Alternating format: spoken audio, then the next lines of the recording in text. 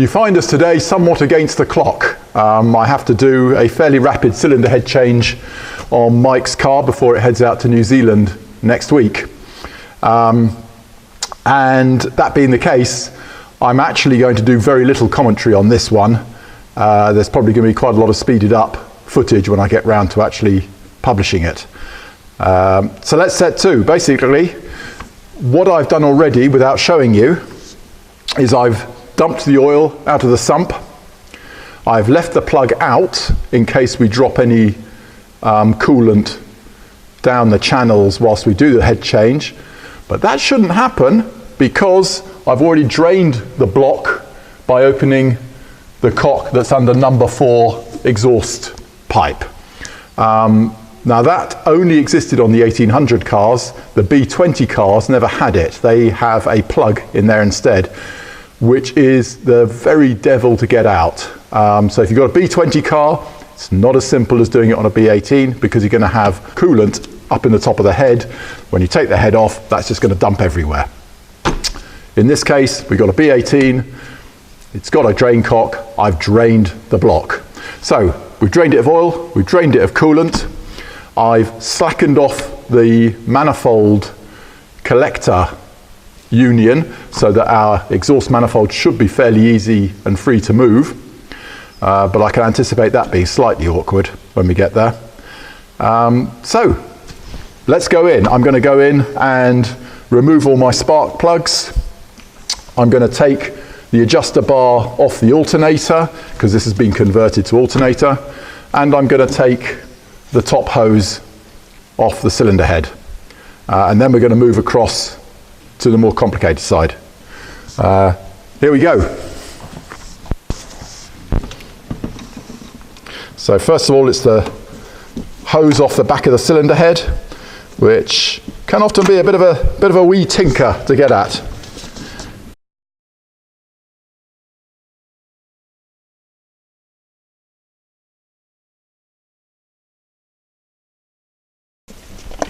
Off with the HTs and out with the spark plugs.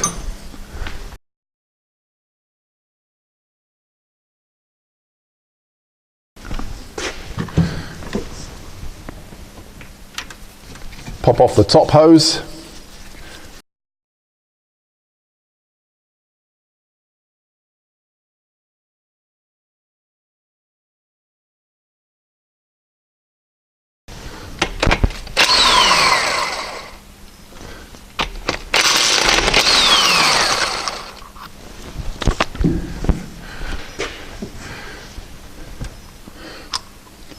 Out with the stat housing. And note that Volvos do not have a gasket. They use a rubber seal, so a proper engineering solution, none of this dreadful gasket concept. The alternator adjuster bar comes out.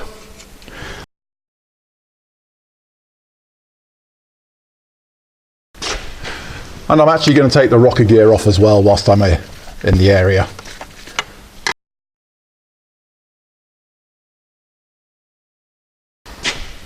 Now, because the new cylinder head could be skimmed more so than this head, I'm just going to take one turn off each of the adjusters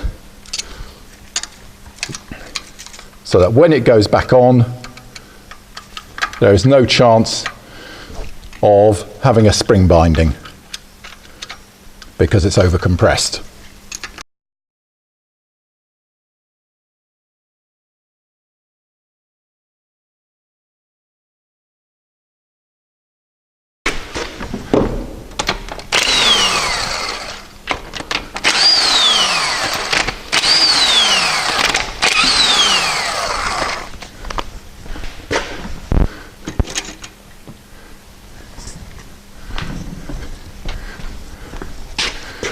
Now, it's always good practice to keep the push rods in sequence. Not really essential, I guess, but it is good practice.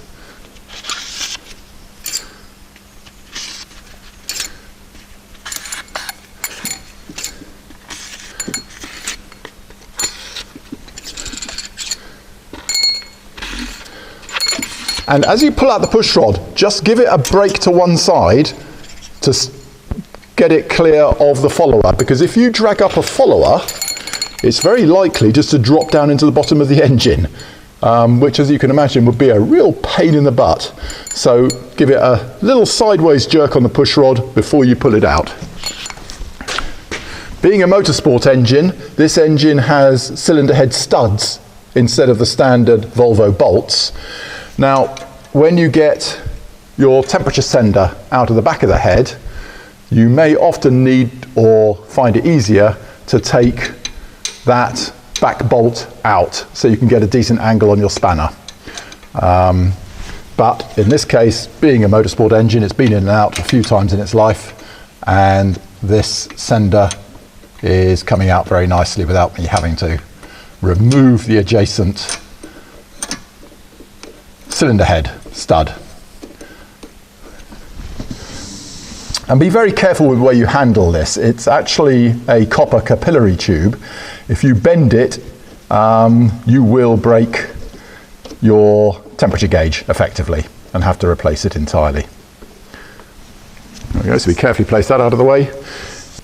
We now have 3 sides of the cylinder head absolutely clear to lift out when we take the cylinder head studs out. We've now just got to work on the 2 manifolds. Okay, so my task over here is remove the choke cable, which on a proper car would have twin cables, remove the throttle linkage, take the inlet manifold off in its entirety, and then draw the exhaust manifold off, and then we're really clear to undo the cylinder head bolts and take the whole unit out. So let's see how that goes.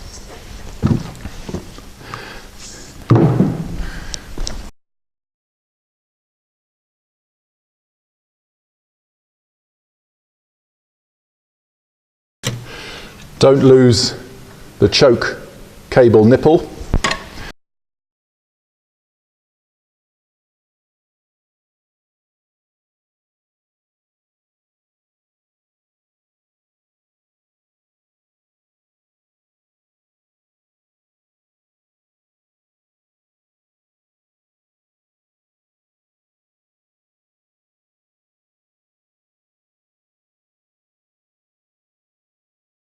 Now, the eagle-eyed amongst you will have spotted that I didn't need to remove this heater hose. It's this heater hose I have to take off. Slightly embarrassing. So we'll do that now, shall we?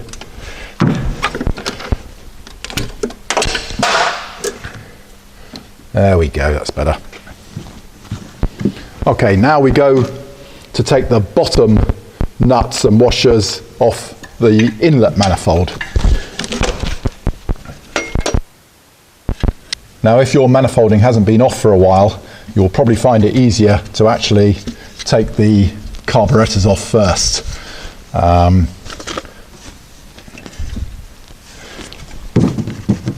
that allows you then to get at that bottom nut fairly easily.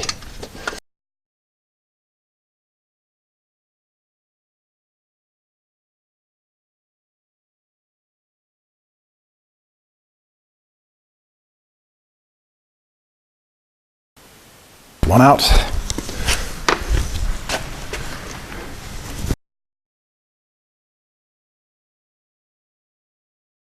And then to keep charge of that bottom washer, I find a magnet on a stick is the nicest tool to use. Like so.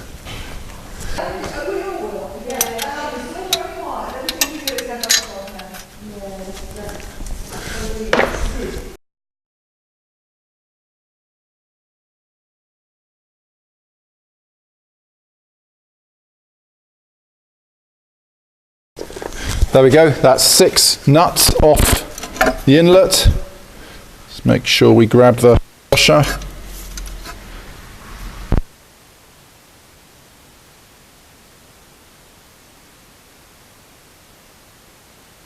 There we go. Which gives us a nice clear access to the exhaust manifold. So taking that aftmost nut off, which of course has the R-clip that supports the heater transfer pipe. And make sure you take that R-clip off, otherwise you'll be embarrassed when you try and take the head off and it doesn't move.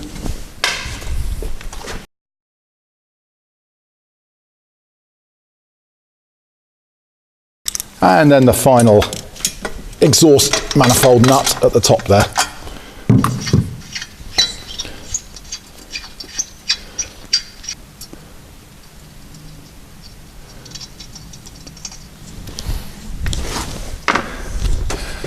And let's see if that'll actually come far enough clear to be simple.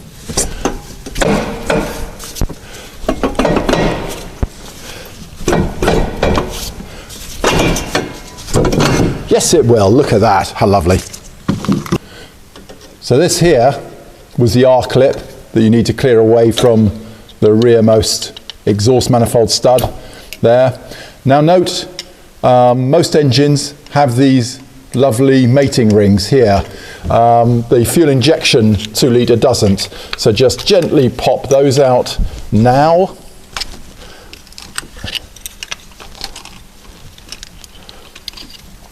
There we go. And now we're going to take the cylinder head nuts off. Of course, if your car is original, then it's got bolts, not nuts.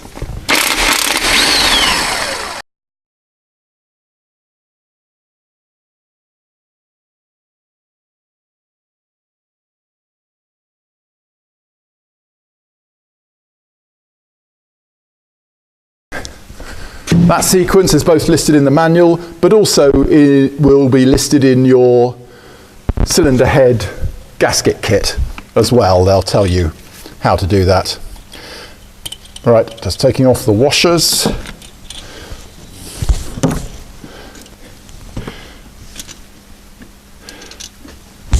Now, if this looks all a bit strange as well, it's a twin spring head because the engine is one of our high lift camshafts.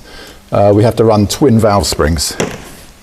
Now we just want to break the bond between the gasket and the cylinder head and block. So what I usually do is get a gentle pry bar and put it between the cylinder head and the water pump.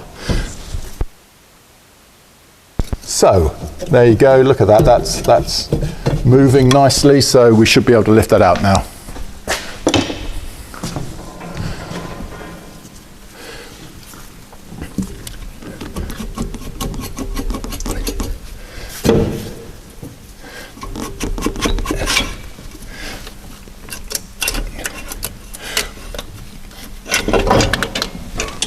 There we go. And now we just have a quick inspection. And what we can tell from this is that number 3 and 4 cylinder is running a bit rich. That's a nice colour, that's a nice colour, that's just a bit rich.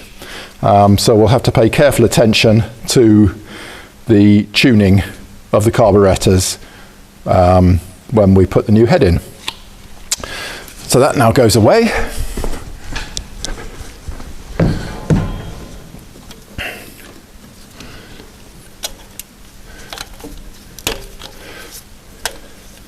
Off with the old gasket. And let's go and carefully wipe away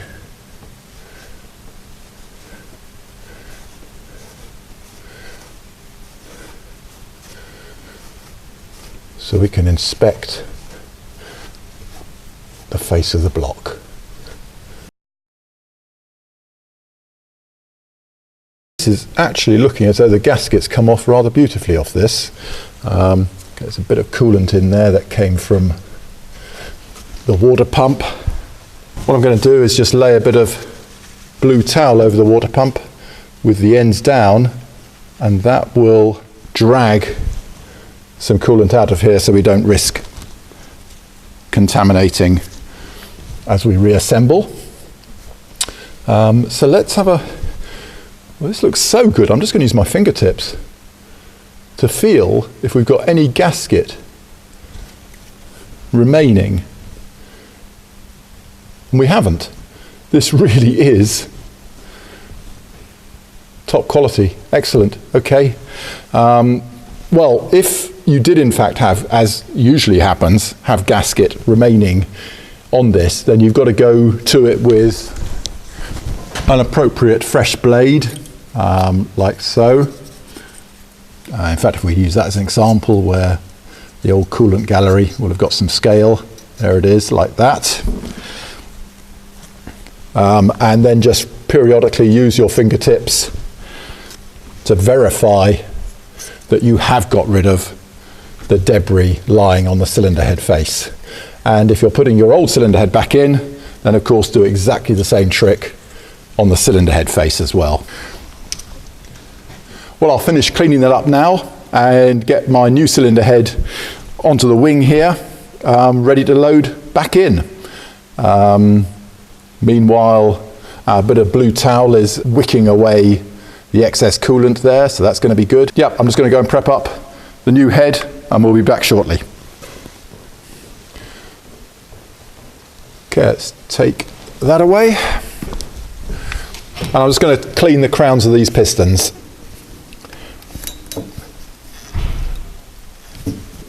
Using my trusty blade.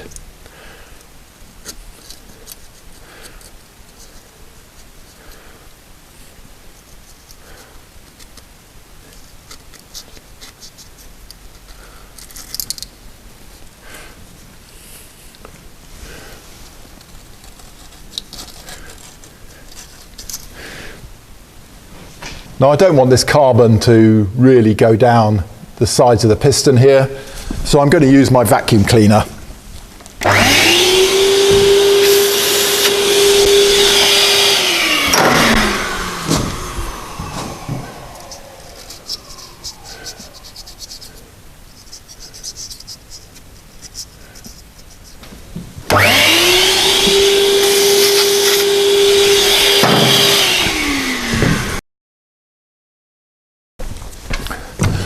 And now just in with my bit of Scotch pad.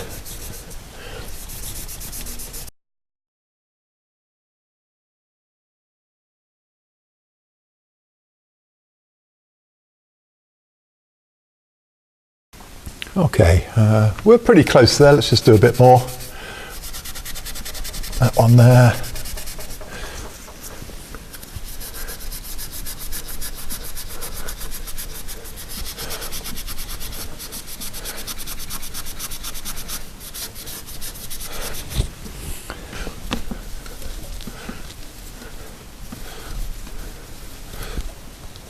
That's nice enough, isn't it? So let's now get 1 and 4 up at top dead centre. In with our blade. And of course always use a fresh blade for this task, so that it doesn't have any nicks in it to scratch your piston crown.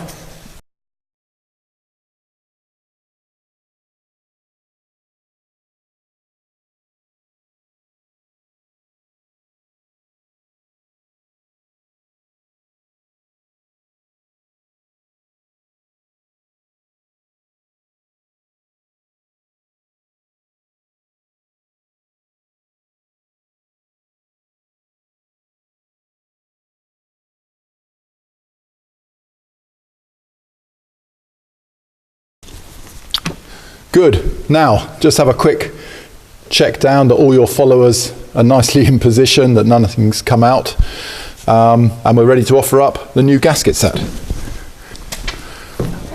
Okay, here's our nice new gasket set. We'll set aside the rocker cover gasket and the exhaust downpipe gasket.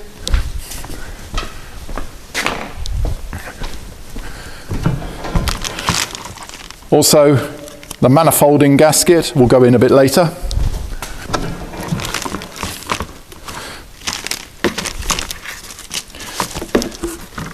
Here on the sheet of paper is the sequence for torquing up the cylinder head bolts or studs, and there's the sequence of torques that you go to, 40, then 80, then 90.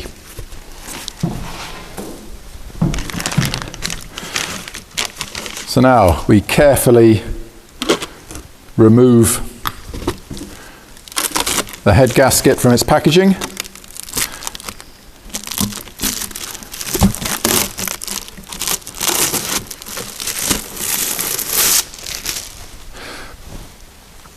and look for the manufacturer's stamp, which is there, which should be uppermost.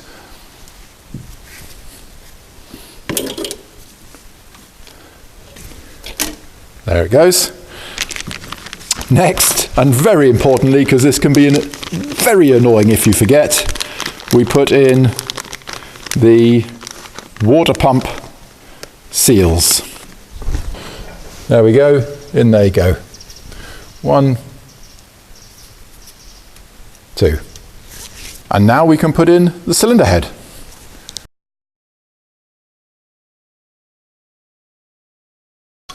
Right, I'm afraid, I think we just lost recording there. It went in very easily. It was just a straight drop down on the cylinder head studs. So you haven't really missed much, it's just slightly embarrassing. So we're just putting in the temperature sender. Now again, this doesn't want to be in with a strength of 10 men, so you can reasonably just go at the top like this and there it is. So I'm just going down quickly.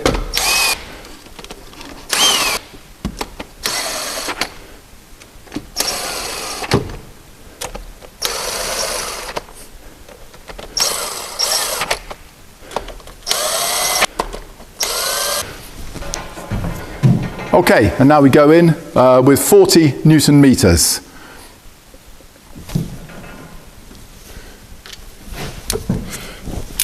And make sure you're in the correct sequence.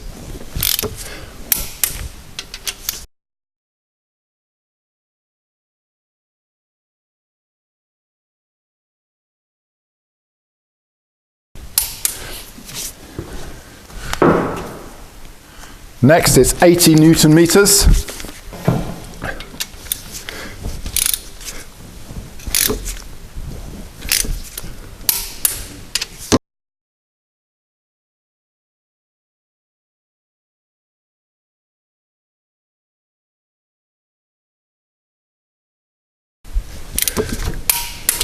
And finally, take it to 90 Newton meters. I'm going to come around that side to do this because it's easier.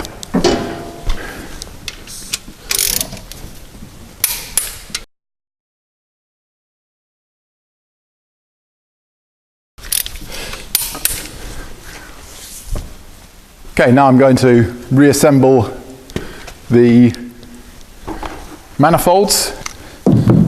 So first off are the locating rings. So just squeeze the two ends together and then lightly tap in. Squeeze those two ends together, like so.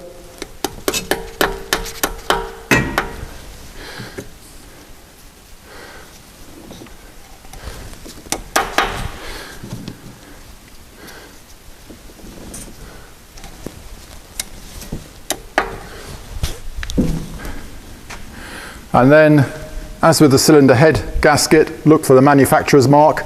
That's on the outside of the face, so it's going to go in like that.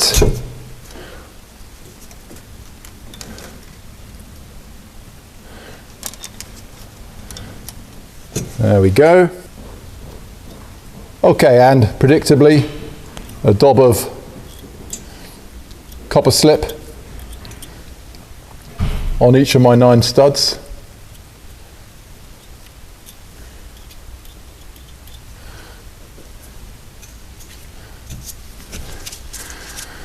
And encourage our exhaust manifold back on again.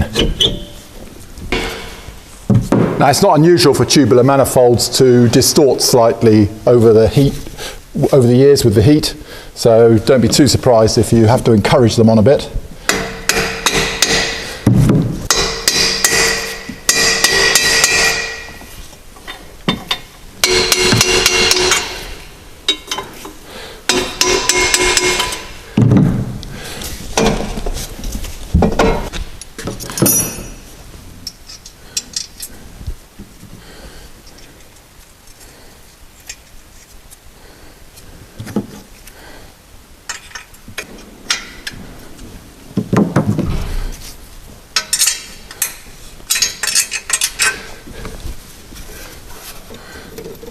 Then at the back here, flip up the R-clip,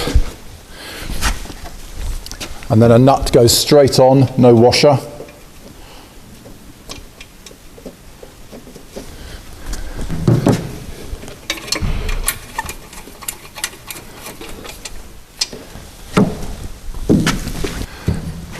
And the front one, which does need a washer.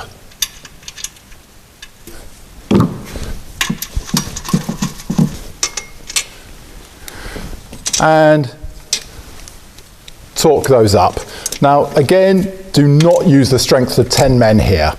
There you go, that's as much as you want to be going.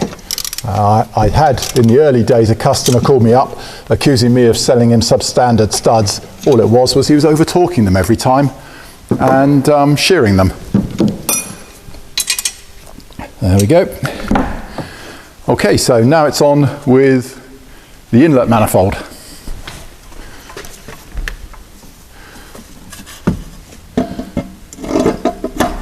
There we go. So I'll put the top inboard washer and nut on first.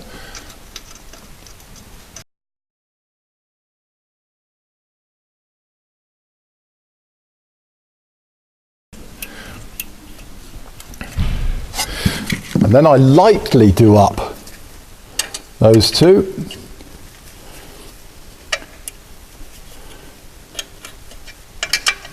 There. Then the outboard spring return washers.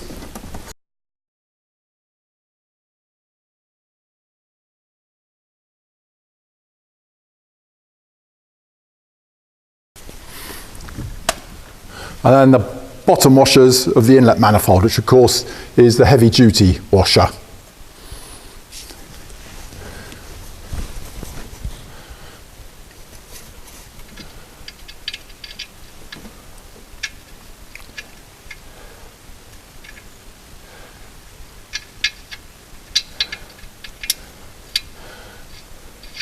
Certain amount of luck is always required not to lose it, or dexterity, one or the other.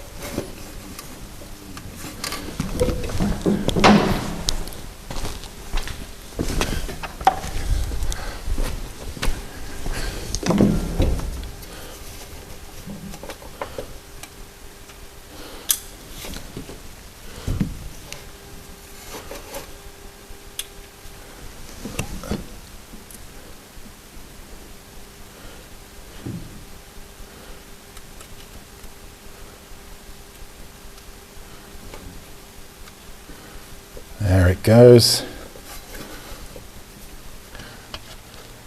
There we go, and now we go in with the combination spanner and torque those up.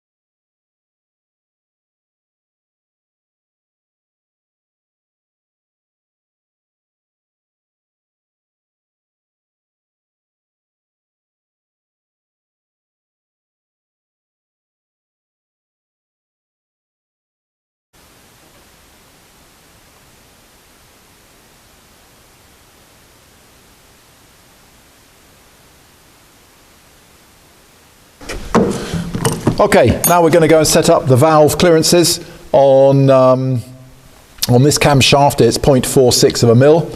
I have videos specifically covering this, so I'm not going to talk about this in detail.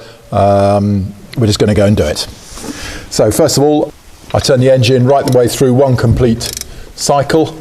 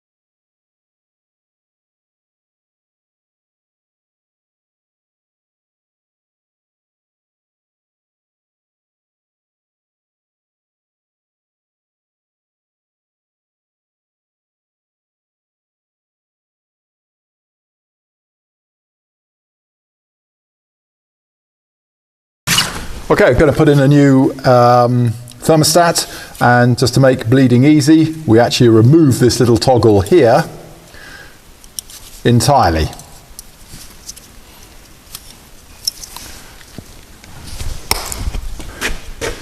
On with the rubber seal that came with the gasket kit.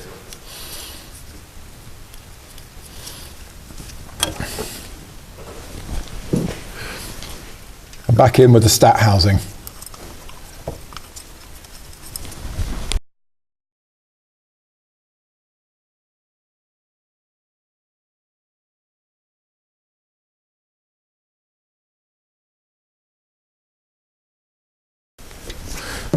Now I'm not going to put the rocker cover on until I've put the sump plug back in, just to remind me. In fact, whilst we're at it, I'm now just going to go and close the drain cock down there.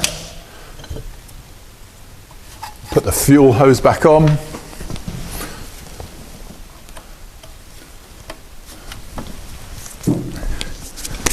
And we'll put the new set of spark plugs in.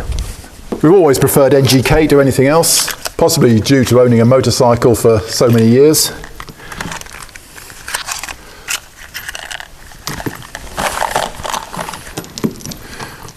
And I like to give the threads a squirt of WD before they go in.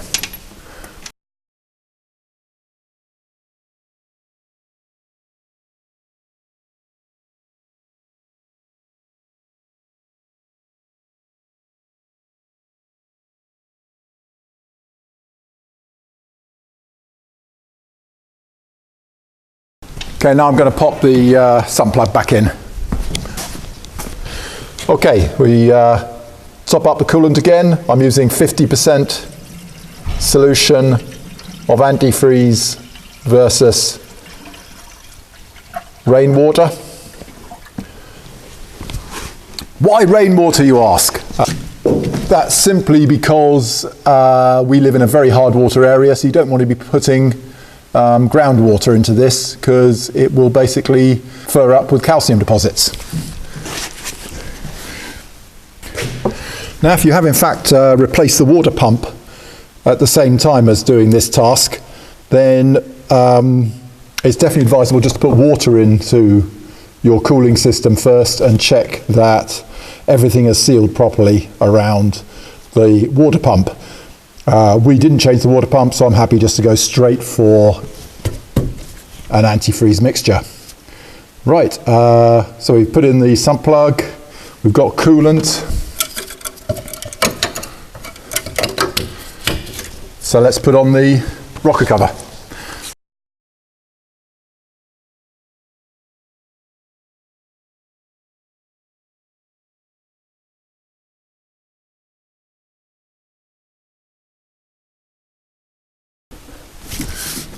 And equally, when using a new rocker cover gasket, remember just to nip down these 4 screws after about 100 miles, because it does all tend to relax.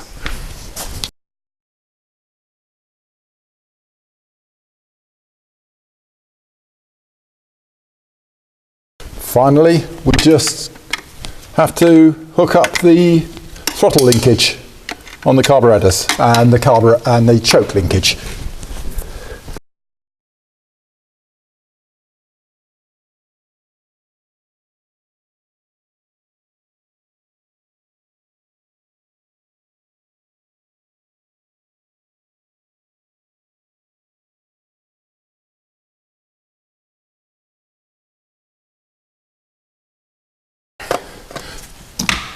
This car's off to New Zealand next in summer, their summer, so I'm going to use 2050 engine oil, slightly heavier.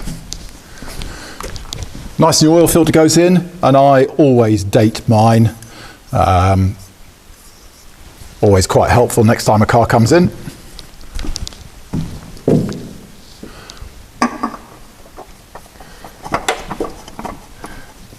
Make sure you haven't trapped the oil pressure warning wire between the oil filter and the block, and then wind it on that extra 1/2 to 3/4 of a turn once it's nipped. So I just dump straight in 3.5 litres.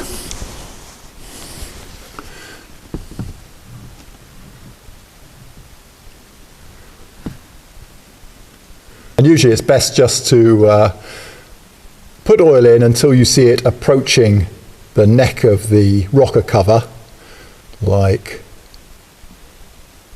so, and then let it rest and drop down into the sump.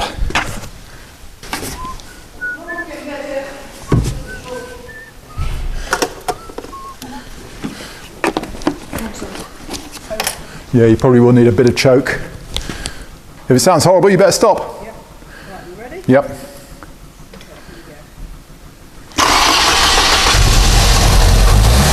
Okay, get rid of the choke.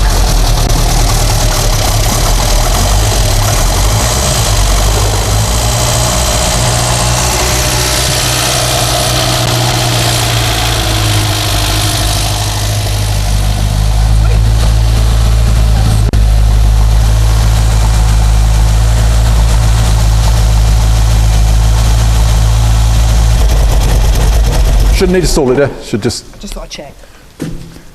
Okay, this here is simply steam from where we dumped all the coolant out of the block. It pours straight onto the manifold, and because we did this job so quickly, it's still there. So that'll disappear fairly quickly as everything warms through. Well, rather pleased with that. We'll go out and give it a test run and just see if there's any difference in performance. Well, I've just done an hour's driving around the lanes in rural Suffolk, and I have to say, this is a delight. I'm really pleased. So why, you ask, did I bother changing the cylinder head? Well, Mike's car had one of our ultra expensive gas-flowed cylinder heads on it. Now, the more I think about it, the more I'd realise that really, that isn't what you want on a road car or a road rally car. Fine, the gas-flowed head does give you the optimal red line power, but almost all of historic road rallying is all about acceleration through the revs. So you've got to have a heap down the bottom end as well. And therefore going to a standard head means you boost all the bottom end torque whilst not having quite as much top end power as the gas-flowed head. So before I did the cylinder head change, we took it out for an acceleration run, and we came up with 12.7 seconds, 0 to 100 kilometers an hour.